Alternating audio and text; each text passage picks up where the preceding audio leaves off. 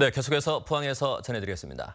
경북 동해안은 태풍의 영향으로 구름이 많고 바람이 강하게 불겠으며 울진 지역에는 간간히 비가 내리겠습니다. 아침 최저 기온은 18도에서 20도였고 낮 최고 기온은 21에서 23도로 선선하겠습니다. 동해 전 해상에는 풍랑주의보가 내려진 가운데 파고가 최대 7m로 높게 일겠습니다. 이 때문에 울릉도행 정기 여객선의 운항이 중단됐습니다. 내일은 구름이 많은 가운데 기온은 오늘과 비슷하겠으며 바다의 물결도 여전히 높게 일겠습니다. 굳은 날씨로 지진 피해 복구가 늦어지는 가운데 한옥과 문화재 등의 피해가 늘어나고 있습니다. 숙박업소의 예약 문의도 뚝 끊겼습니다. 정부는 조사 뒤 경주를 특별 재난지역으로 선포하는 것을 적극 검토키로 했습니다. 김철승 기자가 보도합니다. 경주 도심지에 위치한 한옥 보존지구. 5집 건너 한 집골로 기와가 무너져 군데군데 천막으로 지붕을 덮어놓았습니다. 천막마저 없는 한옥들은 천장 곳곳에 비가 스며들기 시작했습니다. 비도 새고 불안하고 겁나고 있잖아요. 또 흔들려갖고 또 어떤 그 지붕이 흔들리면 어떻게 될지도 모르잖아요.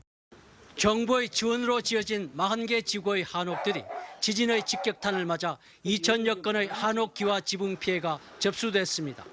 지붕이 기울어진 한옥의 특성 때문에 지진이 발생하자 기와가 쉽게 떨어졌기 때문입니다. 기와를 정말 사랑하는 사람인데 이 집도 너무 아름답고 좋은데 이번 지진으로 인해가 이거를 과연 계속 지을 수 있을지 정말 참 무섭고. 숙박업도 휘청이고 있습니다. 지진 이후 수학 여행 취소를 포함해 숙박업소 해약률은 65%에 달하고 관광객은 60%라 줄어든 것으로 파악됐습니다. 예전에는 열통 왔다고 하면은 지진 이후로 이제 현재는 이제 한두 통 정도밖에 안 올 정도로 이제 뚝 떨어진 상황입니다. 예.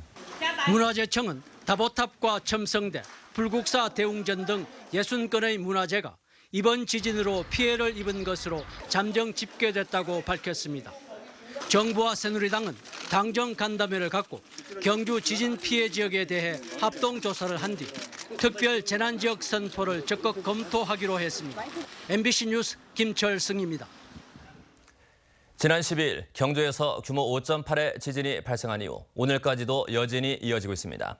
기상청은 오늘 오전 5시 5분에 경주시 남남서쪽 10km 지점에서 규모 1.8의 지진이 발생했다고 밝혔습니다. 오전 6시 현재까지 경주 지역에는 373회의 여진이 발생해 하루 전보다 20여 회나 증가했습니다. 원자력안전위원회는 경주 강진으로 인한 국내 25개 원자로와 방패장에 대한 안전점검을 실시한 결과 지금까지는 별다른 문제점이 발견되지 않았다고 밝혔습니다. 특히 수동 정지한 월성원전 4개 원자로는 정밀 점검 결과 구조물, 개통, 기기의 안전성이 최종 확인된 후 재가동 여부를 결정할 계획입니다. 한편 원안위는 이번 지진을 계기로 원전 및 방패장을 대상으로 시설의 내진 성능과 방제 대책 등에 대해 전면 재점검을 하겠다고 밝혔습니다.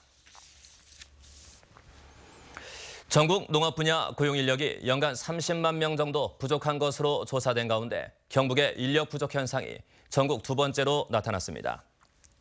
더불어민주당 위성곤 의원의 농식품부 자료에 따르면 전국 시도에서는 연간 30만 6천여 명의 인력을 지역 내에서 구하지 못해 타 지역에서 인력을 써야만 농사를 지을 수 있는 것으로 나타났습니다. 지역별로는 전남의 부족 인력이 8만 2천 명으로 가장 많았고 경북이 6만 9천여 명으로 뒤를 이었습니다.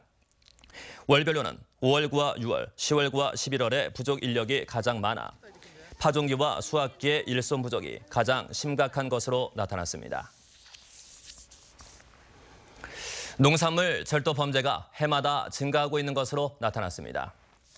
새누리당 권석창 의원의 경찰청 자료에 따르면 지난 2013년부터 지난해까지 전국에서 발생한 농산물 절도는 2013년 570건, 2014년 482건, 그리고 지난해 500건 등 모두 1,560건으로 해마다 증가하는 추세입니다.